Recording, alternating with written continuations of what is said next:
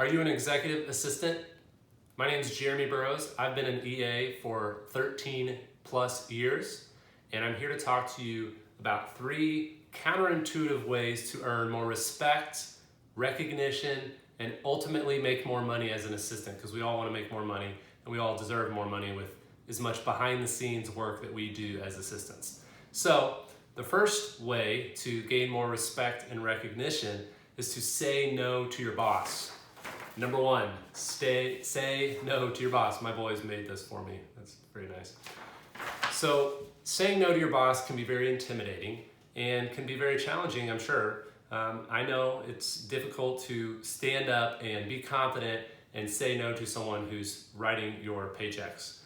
But saying no doesn't mean you're stomping off like a 4-year-old. No, I don't want to do that.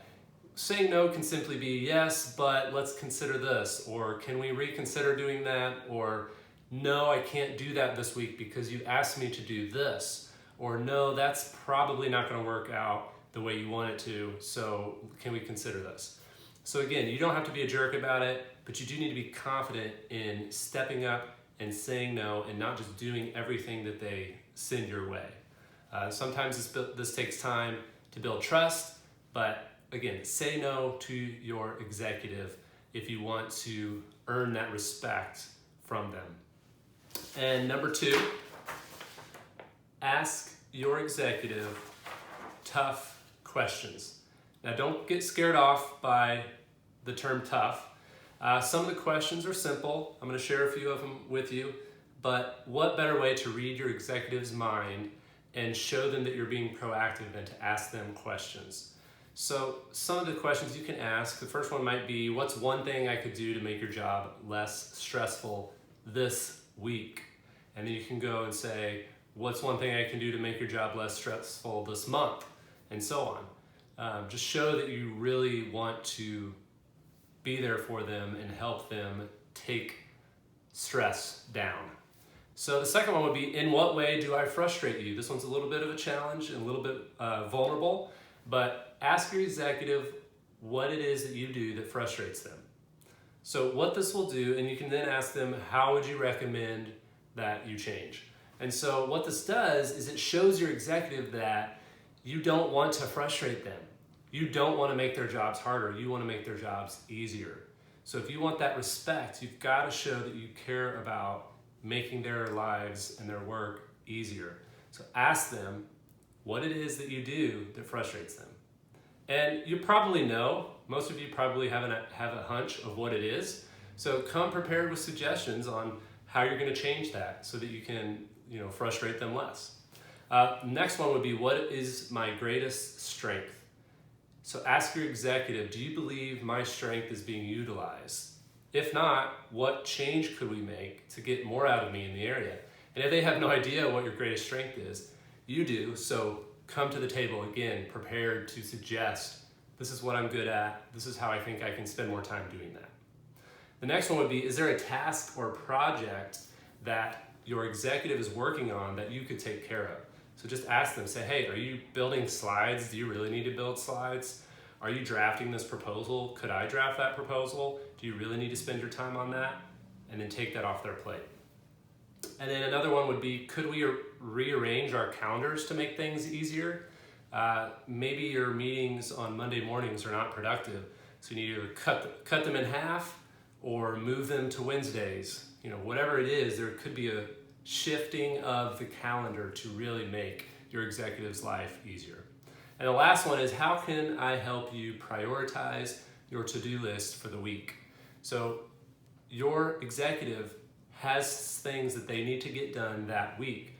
You can help them, whether it's put a post-it note on their screen or send them an email every morning with a reminder of what's on their list that week, or even take some of those things off their plate. So again, ask your executive tough questions if you really want to get respect and recognition. And then a third way, this one's a little outside the box. Use my 7-year-old's drawing to transition to point number 3. Know your company's mission and value and sales pitch better than your sales team. So what I mean by this is, if somebody asks you what your company does, you should be able to answer like that. You should be able to know exactly what it is your product is that you're selling, or what your mission is for your nonprofit. You should know what the vision is, what the mission is. You should be able to recite it in your sleep. You should know it like the back of your hand. And so it's always nice, if I want to talk about sales for a second, in the first 12 months of our startup existence, I sold 2 or 3 deals, and we didn't have a sales team yet. So it was literally my CEO, a couple of the product team, and then myself were going to these sales meetings. Well, I got to know the product like the back of my hand. I got to know the sales pitch because I heard my executive say it over and over again. I was sitting in these meetings and learning it. So I'd go call my buddies up and say, hey, let's grab lunch and talk about this. Next thing you know, I signed our first multi-year contract through a connection that I had, and I sat down and I gave the pitch. I sold the product to them and got them to sign a multi-year deal.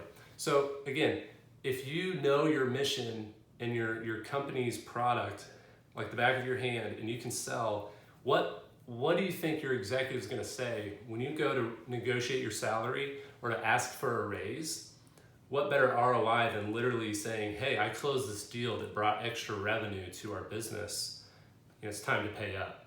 So again, 3 ways to get recognition, respect, and make more money. Say no to your boss, ask your executive tough questions, and then know your company's mission and products better than the sales team. I hope that was helpful. I've got a cheat sheet on a little bit more of the sales and the mission process, just a guide on how to position yourself to make these things happen. You can check out my website, check out the comments below, and download that cheat sheet if you want a little bit more nitty-gritty on how to get more respect, recognition, and compensation as an executive assistant. Keep up the great work behind the scenes. I know you guys are awesome and rock stars, so we'll talk to you soon.